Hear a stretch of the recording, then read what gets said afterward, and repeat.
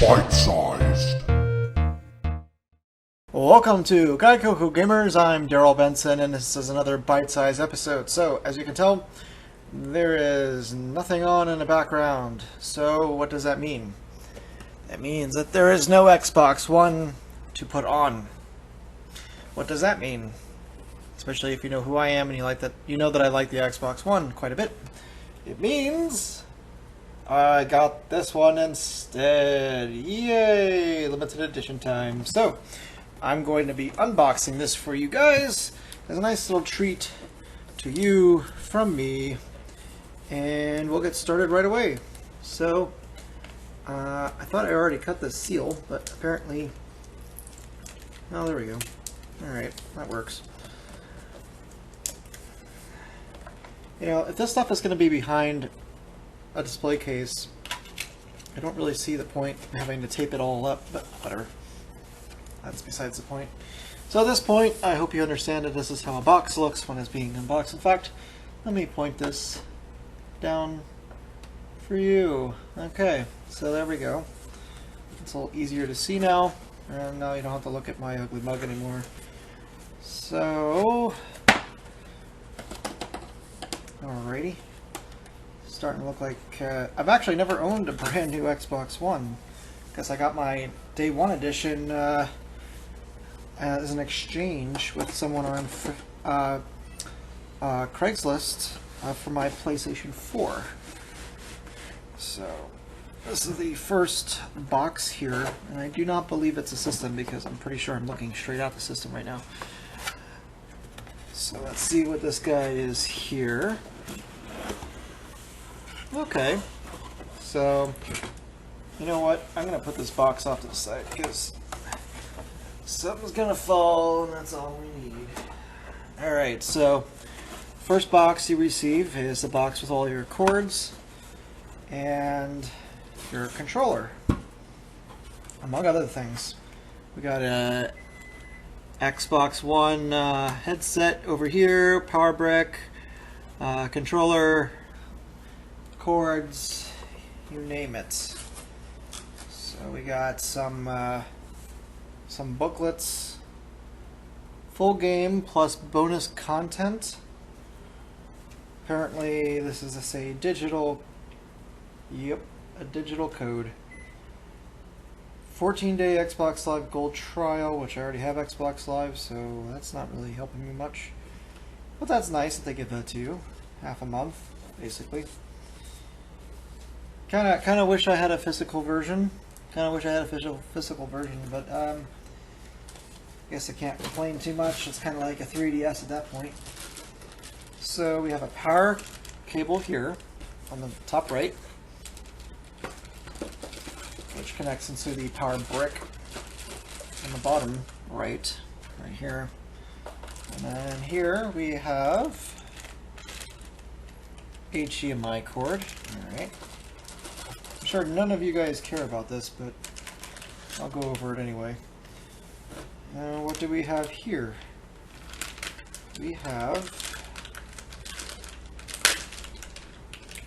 a brand new Xbox One headset.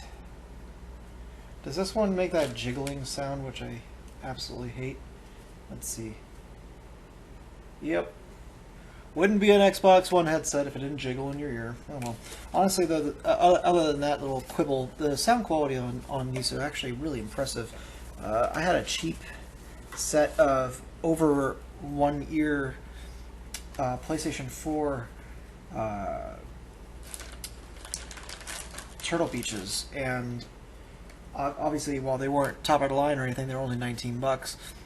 They sucked, and you could barely hear. I mean, there was like no sound coming out of them all.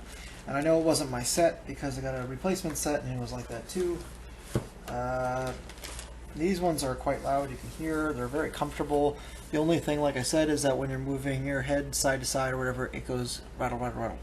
And the reason why it does that is because the microphone on the ear can swivel in and out, which is great. But when it's all the way in one direction, it tends to rattle from any type of movement whatsoever. So I'm going to try to be as ginger as possible here when undoing the tape, because this is a system I plan on having for an extremely long amount of time, and I'd like everything to be cherry. And huzzah. Wow. That is nice. Now this is matte. Matte finish, just like the original Xbox One controller that I have.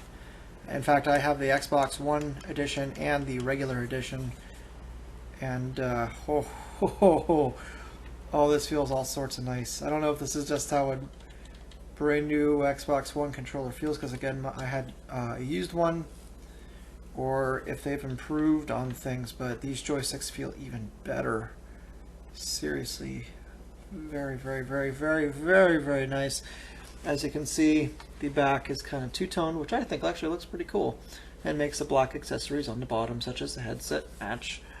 Again, you have the sync button and this thing, which I'll take off because I have a Nyko charging station. But as you can see quite clearly, it is a very, very, very good looking remote controller, or whatever you want to call it. And I'm very pleased with that, actually. Also in this bag, we have what appears to be batteries. Yes, batteries. And I'm not even going to open these up, frankly. I'm going to put them back because, again, I have a Nyko charging station. So, not going to worry about that. From my personal opinion, the fact that it's 2014 going into 2015, and we're still using alkaline batteries on a next-gen controller, I think that's pretty stupid. But like I said, it does make it future-proof just in case the batteries ever die. And frankly, I like that the batteries are not internal and are accessible, because much like the Wii Remote, you can change out the Nyko rechargeable batteries, whereas the PlayStation controllers, once they're dead, you kind of have to open them up, and it's a lot harder to do that than as if you had just something that pulled off in a slot. So now the meat and potatoes here. So I'm going to go ahead and just pull this out of the box, because holding it up to the camera while I do that is probably not a good idea. As soon as I figure out this way to do that. Okay, there we go. Okay, check that out. So we got these handy dandy little pieces of styrofoam there, and we get to open it together for the first time. I don't like those unboxing videos where they say that it's like an unboxing video, but it's already been clearly unwrapped before the video has started. Okay, wow. Ooh, wow, I really do like this. I mean, it's just a palette swap, but this looks really tight and white. As you can see, once again, you have a black finish, but the white finish is matte.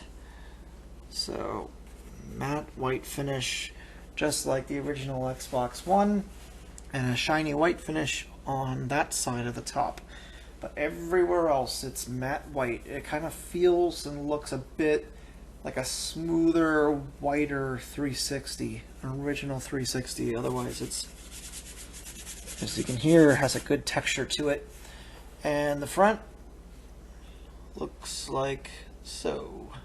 And I'm going to take that extremely ugly looking sticker off the front, which so many people don't do that, and that really pisses me off.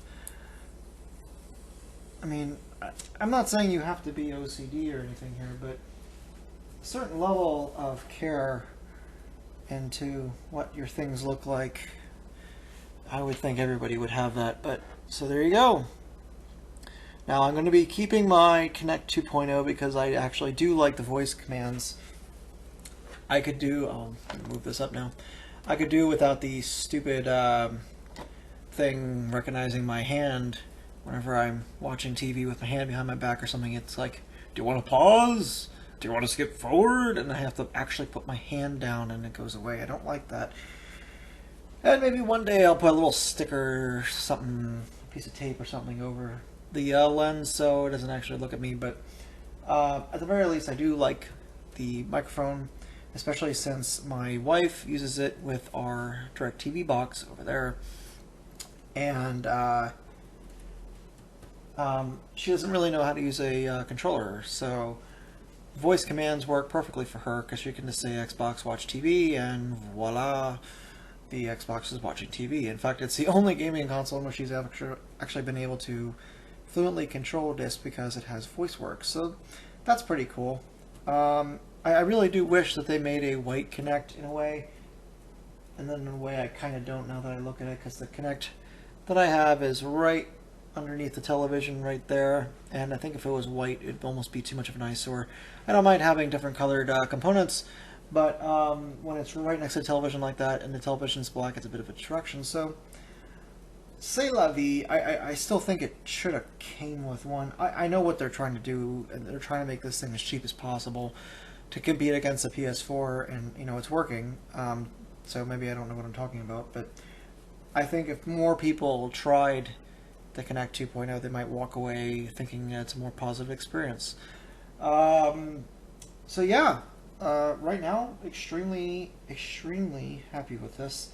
The front end, I mean, you can't really tell on a black Xbox One, but on the white, it really is kind of clear. It's like milky from the sides.